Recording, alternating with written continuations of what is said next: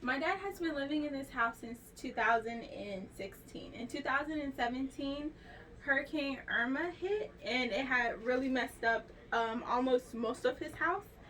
And so he did go get the roof fixed. And he saved up for 2 years to get the rest of the house fixed because of him not being able to get insurance on the house due to it being a fixer house.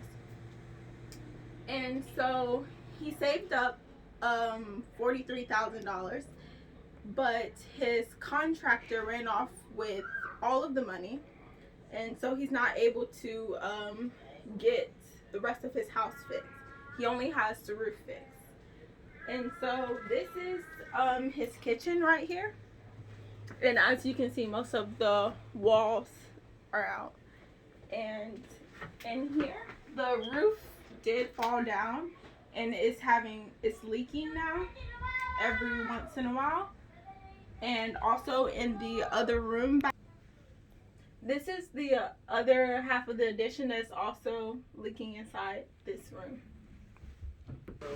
And this is where he had to put his kitchen due to the room being the way that it is back there. It's